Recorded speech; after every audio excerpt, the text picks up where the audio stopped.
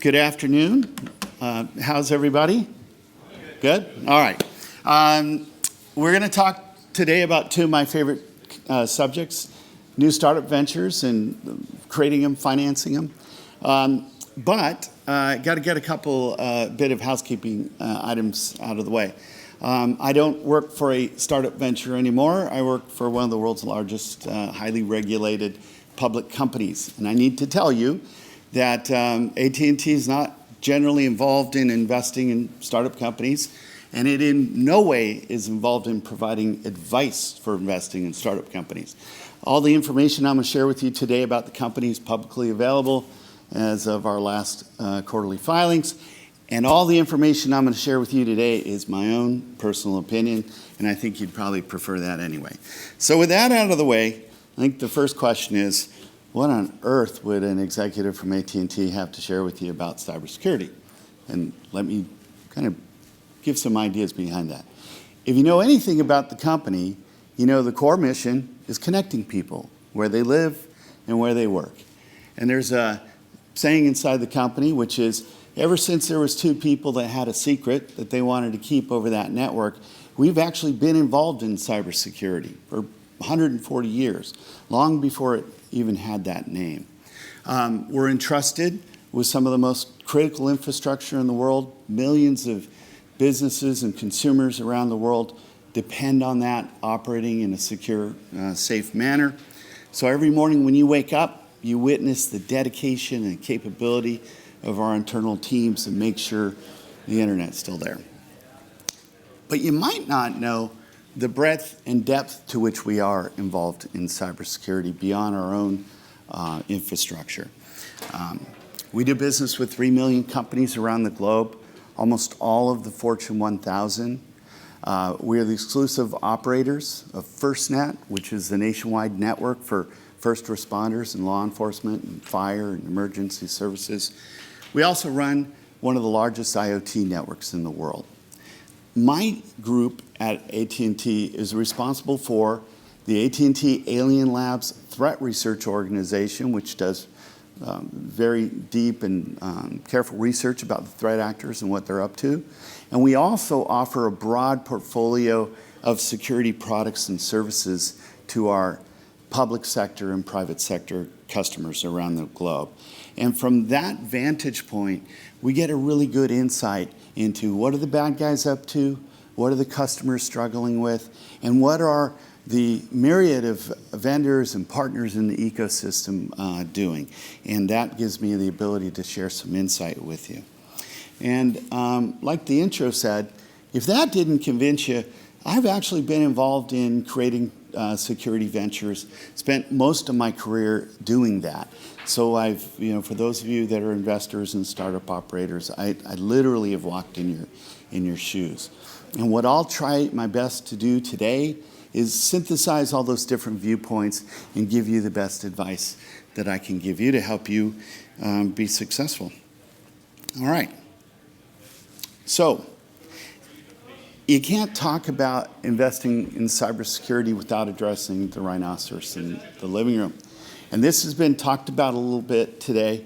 There are so many cybersecurity companies that there's no one definitive answer on how many there are. Some analysts will quote numbers as high as 3,000. I think I heard that. I tend to believe that number. Some insist that that's inflated, and there's only 1,400. Well, whether there's 1,400 or 3,000, that is an insane amount of companies. A friend of mine who's the CSO of a major healthcare organization, a couple years ago, he said something that really stuck with me. We were talking about all the products and how complicated it was to stay on top of them and make them all work. And he told me that year they couldn't even get the products that they were interested in all in for proof of concept evaluations. There was a list of what they wanted to look at. There literally weren't enough people or hours in a day to look at what they knew they wanted. I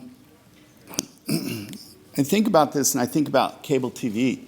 For those that are old like me, remember we had 3 television stations, and that was cool until someone said, well, here's 5, 10, 20. And then there was 100. And there was this race to add more cable stations or TV channels. And then one day we woke up and said, what in the world do I need 300 TV channels for? And if you look at that industry, all the major players are scrambling to skinny that down to 8 or 12. So if 300 was too many channels for a consumer, is 3,000 too many cybersecurity products for the industry? And maybe a better question is, how in the world did we end up with 3,000 companies? And I assert we ended up there through the best of intentions. When I was just getting started in cybersecurity, one of my first customers was one of the banks here in New York. And back then, the CSOs kind of came in two archetypes. There was the tech folks that either came from intelligence backgrounds or the IT world, and then there was the cops and robbers types that most of them were retired law enforcement. This gentleman was the latter, an FBI person that retired, and he was just very eager to take me to lunch and teach me a thing or two. And as we had lunch, one of the things he told me was, look, the tech people like you come into the space and you think you're going to solve the problem. You don't even know what the problem is. Because the problem's crime. And crime isn't solved, it's fought. And you think about that for a second. Think about all the companies, if you are one of the companies, think about your language of the root cause of cybersecurity is malware, and I'm going to stop malware, or it's virus, or it's vulnerabilities of some sort. It's not, it's crime. And today we realize it's really a form of warfare. When there's criminals in other countries who are allowed to do that work, that's really warfare of a sort. And as we all know, literally some of the bad actors are uniformed military. So crime and warfare are not solved, they're fought. But if you don't have that intention when you go into it, and you think you're going to solve everything and you don't, and the next one thinks they're going to solve everything and they don't, you do that for 30 years, and a lot of people made a lot of money, but that's how you end up with thousands and thousands of companies. Now, I heard it discussed here in the room today, and I can tell you from firsthand conversations with some of the best investors in this field that, yeah, there's some concerns that we're at the end or nearing the end of a market cycle. And there's a Wall Street term that I love. Is it the top of the market? Well, it sure the hell isn't the bottom of the market. And so the question is, when? When does this cycle end? Sum that up, we've got 3,000 companies. Most all of them are dependent on venture capital to stay alive. We've got so many companies we can't even wrap our heads around how many there are. And most of them, I would assert, are kind of trying to solve the wrong problem. So is this a good time to invest in cybersecurity? And believe it or not, I think it's a fantastic time to invest in cybersecurity. And I'm going to explain why. And I'm going to explain it in these 5 little vignettes and hopefully give you some advice that can help you along the way. All right, so let's dive into these. If you accept that cybersecurity is a war of sorts, it's a war where private industry has to participate and defend itself against not always active militaries, but shady actors around the world. One thing we know is wars are terribly expensive, right? In the kinetic world, mercifully, they come to an end. This is a war that literally has no end in sight. And when I look at the market, were I to see all the major nations of the world come together, come up with a treaty that agrees to eliminate all offensive cyber operations, and along with that treaty came deep and meaningful cross-border law enforcement, yeah, I don't think I would be terribly excited about investing in the space. But I don't think that's going to happen anytime soon. And until it does, you have the opportunity to produce weaponry for a war. Fortunately, nobody's died yet that we can prove in this war. But this is a war that every company and frankly every citizen around the world has to take place in. I wouldn't even know how to start to measure the size of that market. It's truly truly enormous. All right. So many security presentations, a lot of my colleagues, when they start, they'll get up here and they'll tell you about some poor company that was in the headlines recently, and then they'll go on to tell you about their product, and if only they were using that product, they wouldn't have been in the headlines, and then you're supposed to be afraid and buy that. I stopped doing that probably 10 years ago. What I've been fascinated with is the small collection of companies that really do manage this problem quite well. There's no company on earth that doesn't have intrusions of sorts. But there are cohorts of companies in certain industries that very effectively manage this risk. And if you look at those companies and you look at what they have in common, they've got these three things in common. They spend insane amounts of money on this problem. Hundreds of millions is kind of the entry. There's banks out there that spend billions. They will have hundreds, sometimes thousands, of cybersecurity experts in their army. And on average, they will have a business relationship with at least 20 to 30 cybersecurity vendors, in some instances, hundreds. So there is a cohort that's doing pretty well, but at what cost? And how scalable is this? If you or one of the companies you invested in comes into one of these shops and you come in and say, the root cause of everything is this one new thing and I'm going to solve the problems, they will literally laugh when you leave the room. But if your solution helps them in their battles, they may buy it. Or they may go to one of their big vendors and say, hey, I really need this capability. Why don't you add it to your portfolio? Because I don't want 71, 72, 73 vendors. On the other hand, if you walked into any of these companies and say, I'm going to divide any or all those numbers by 10, they're not going to let you leave the room. Efficiency is key.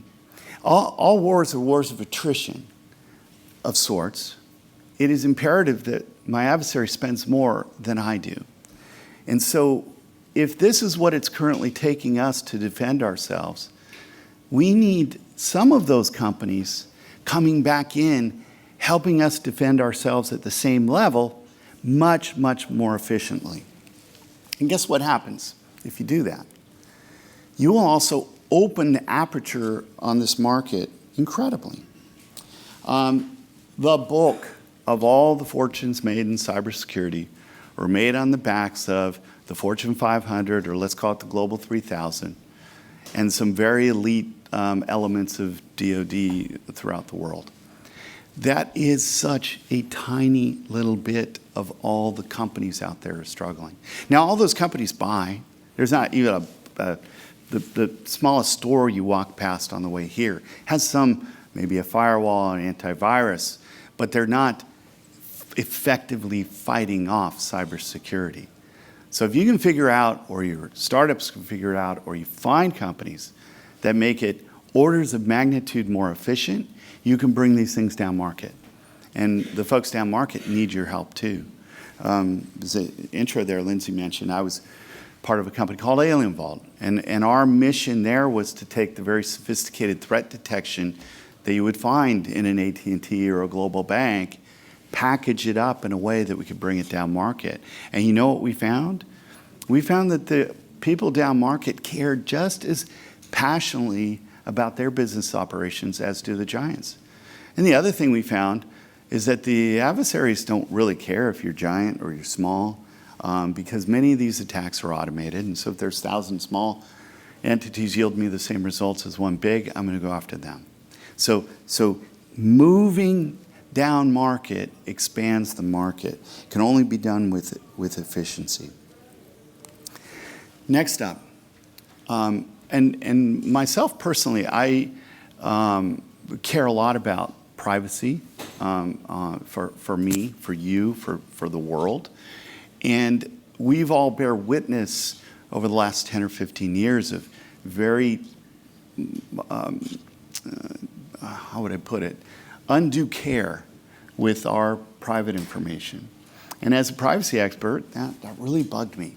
But the thing that I've seen over the last 3 to 5 years is that everybody is starting to talk about this. Children, grandmothers, consumers are starting to talk about privacy. What are you doing with my data? Where is it going? Who are you sharing it with?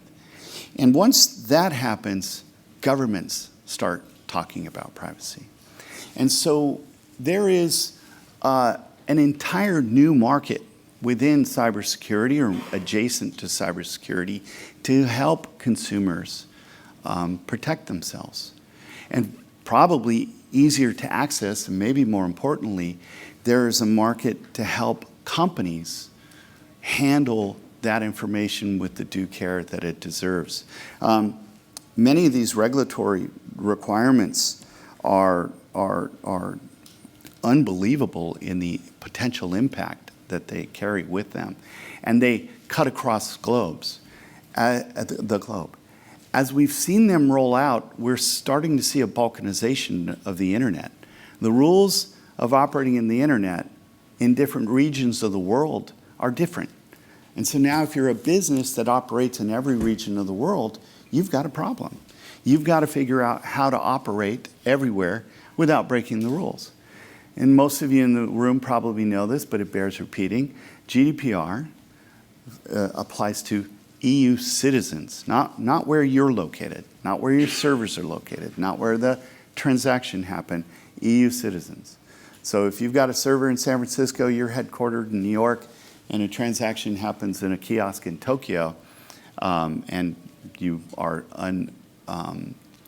you were deemed irresponsible with the handling of private information, you could wind up with an enormous fine. And so helping companies navigate that is terribly important. And we really need companies that understand this, know how to do it, and can help both consumers and companies. So there's a whole new battlefront on this war.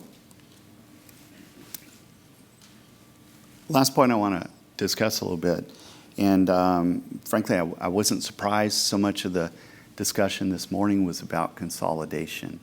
And, you know, I'm not an economist, but I have read a lot of books about markets and business. If you look across the spectrum of industries, you'll find that industries, once they reach maturity, have a consolidation where the top 5 players have anywhere from 40 to 90% of the market. The one in footwear there is interesting because the top 5 own 95% of the market. The next biggest player in the market is the knockoffs of those top 5s. That's pretty extreme. Does anyone want to venture a guess if you added up the revenues of the top 5 cyber players and you looked at the whole market? Both those numbers are a little hard to get by, so we might be a little bit off in our calculations. Anybody want to take a guess what that number is? 10. It's just a little bit under 10, according to our calculations. So we're at 10% penetration by the top 5. We know these things end up somewhere around 50%. There's consolidation. It's coming. Or else we've defied physics or nature, or whatever it is. So for me, consolidation is terribly important because I now run the bulk of my business is a managed security business.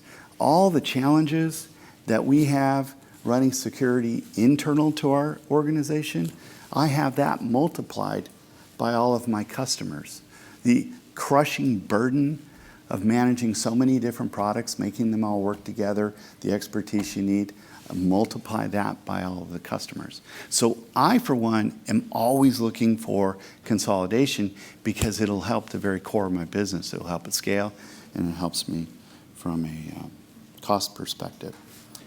So as I travel around, I look for consolidation.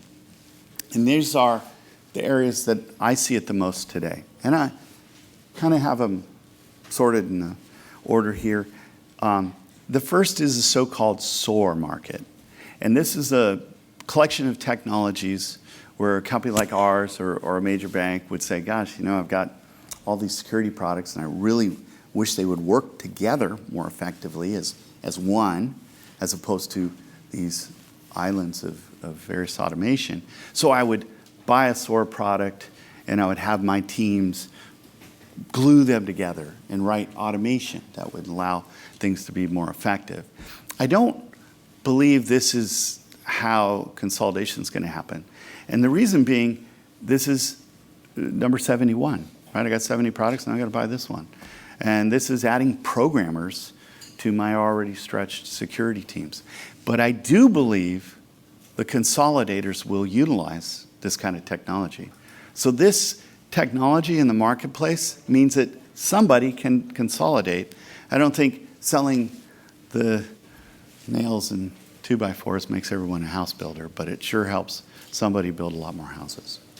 Next up is pretty interesting one, and not one I really saw until I got to AT&T.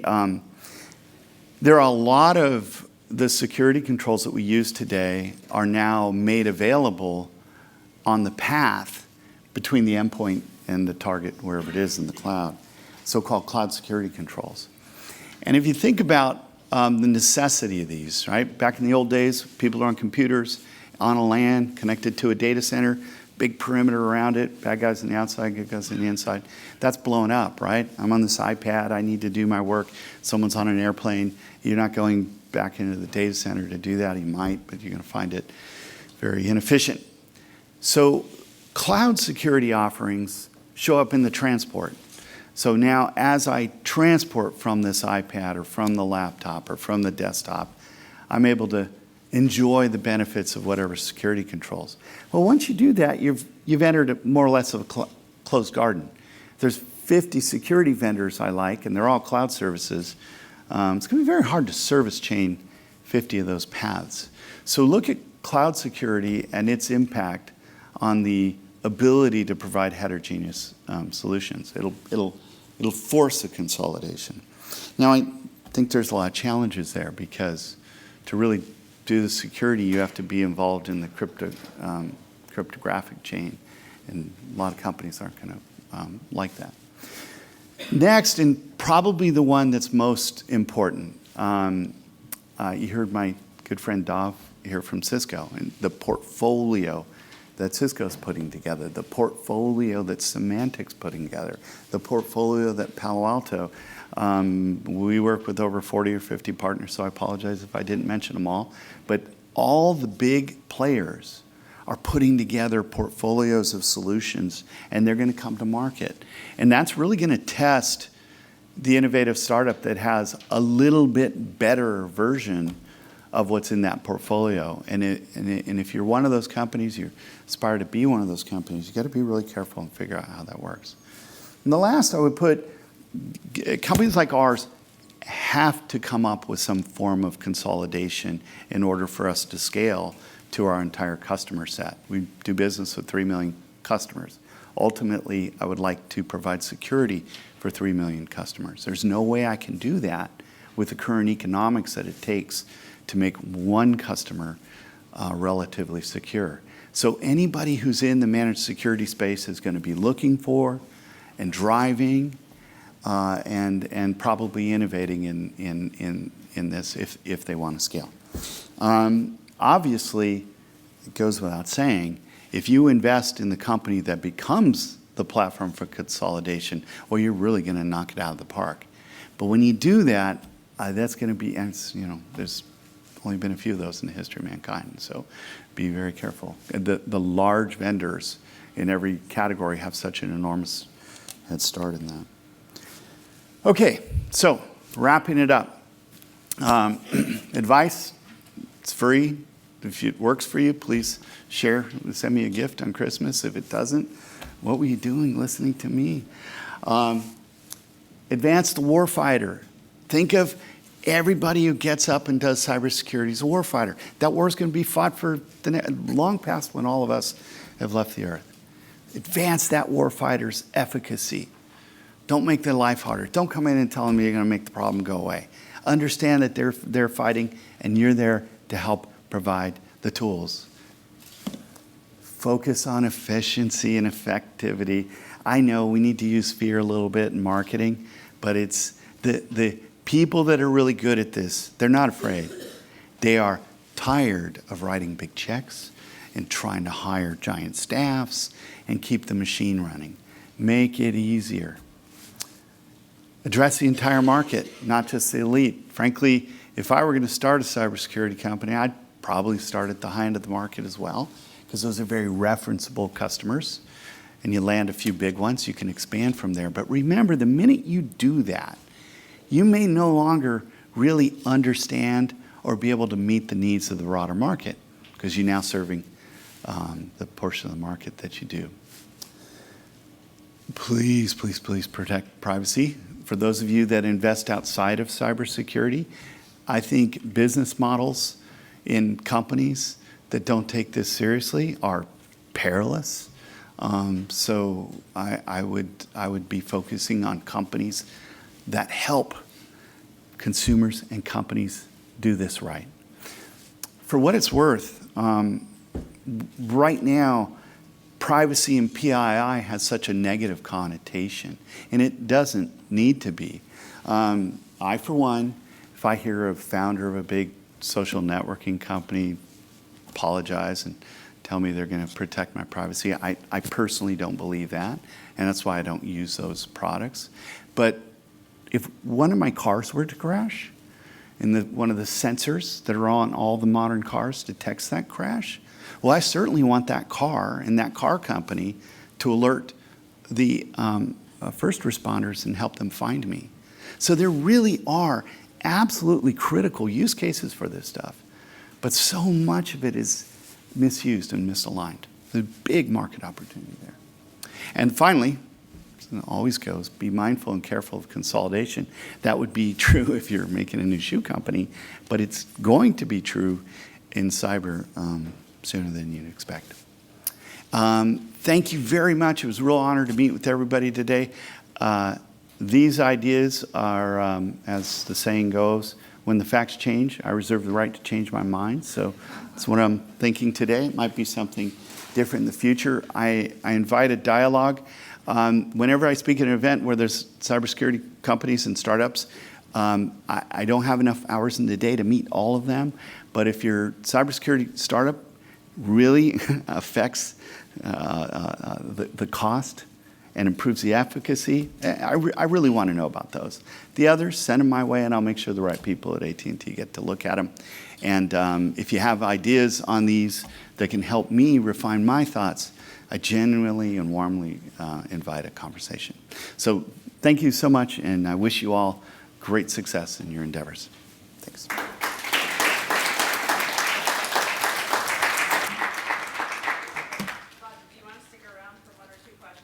Sure, if we've got time. Does anybody have any questions? Okay, then I guess up front. Yeah. You didn't mention 5G. I mean, this must be a huge thing for AT&T. Is there anything short you can say on 5G? So I'm not one of the company experts in that. So what I would say is probably, what we all know as consumers. Some of the things as an engineer that I understand the technology, when I read the newspapers and when you know a little bit what's going on, yes, there will be an increase in performance, but where 5G is going to really change the world is the latency, how quickly we can move information through these networks. That goes for AT&T and anyone else involved in it. And so when you look at applications, there are things, and one of the best examples is that if we are to have self-driving cars, and I always have to, before I talk about self-driving cars, has anyone ever tried to wash your hand at an airport and you try to get the soap and you try to get the water and just getting them both to work is impossible? But somehow cars are going to drive themselves. With that caveat, hopefully different engineers working on that. With that caveat, the processing that needs to be done in one of those cars to avoid people and avoid each other simply can't be pushed through the infrastructure that there exists today. So a lot of that needs to happen closer to the edge. And 5G networks will enable just an enormous increase in the amount of data we're pushing and an enormous increase in how quickly it gets back. And that'll end up with a lot of computing pushed to the edges of the networks so that all sorts of applications like that and other industrial applications can be enabled. And you'll see from our company some really cool stuff coming down. Safe harbor forward-looking statement, but yeah, so very, very, very important outside of my area of expertise. So, yes? What can you tell us about the strategy or roadmap looking forward now that Alien Vault's part of AT&T? How does that change Alien Vault? How does that change AT&T? What is AT&T trying to do in a bigger picture? Sure. So what we've talked about publicly is, Alien Vault had this incredible focus on the mid-market. A true story that our CEO was flying on an airplane. I won't mention the bank, but one of the large global banks, CISO was sitting next to him, and they were talking. And by the end of the flight, the CISO was like, "Wow, this stuff sounds fantastic and can cut my costs." And our CEO said, "We can't work with you. It's not, if we go in and work with you, we'll end up changing it." So Alien Vault was this mid-market focused company. AT&T is not. AT&T is, our customer bases are the smallest little company in the world to the largest companies in the world. So one of the things that we are doing with the Alien Vault technology is bringing it to all of our customers where it makes sense. And if you look at the core of the intellectual property at Alien Vault, it was the glue that stitched things together, and it was some extraordinary threat detection capabilities. And so as we look at our business at AT&T, we have, between the Alien Vault acquisition and core to the company, unbelievable threat intelligence. But through the operation of the network, through the collaboration with all sorts of partners, we have great threat intelligence. We also have partnerships with all of the key security vendors. If there's a large security vendor you can think of, we either are a customer or a partner in bringing those to market. And the Alien Vault technology allows us to integrate those two, our threat intelligence, with that of our partners, and bring our managed security service providers with a little more punch, with a little more automation. And so that's the core of what's going on there. The legacy Alien Vault products are rebranded AT&T Threat Detection and Response, AT&T Managed Threat Detection and Response. They still have the same value, and now we're expanding the footprint of those, and we're bringing in our other partners in the ecosystem and automating wherever we can. And that's we're extraordinarily pleased about the progress we've made so far and the ability to bring two great teams together. There is, you might have noticed on the opening slide, there is a division now inside of AT&T called AT&T Cybersecurity, where all those assets are led under a gentleman, Barmek Mefta, used to be the CEO of Alien Vault. So it was a fantastic success so far. Do you see a future of licensing as well as service provider continuing? Yeah, so we currently offer products today where we will take the products that we make first party or the products that we work with third party and operate them for you, and operate them very, very efficiently and with great expertise. There is, though, our first party technology, the legacy Alien Vault technology. We'll sell that to you so you can run it yourself. We still sell that through a big roster of partners that can manage it for you. And we're staunch believers that there's a continuum of the market where you may want to do it yourself, have a little bit of help. You may want a firm that's very small and in your geography, or maybe knows your vertical, to be the front lines with you. Or you may, as the case of many of our large customers, want the comfort and assurances that come from having AT&T do it for you. But we're continued with that strategy. All right, thank you very much. And Thanks, now it's time for everybody. lunch. Great. Thanks, Roger.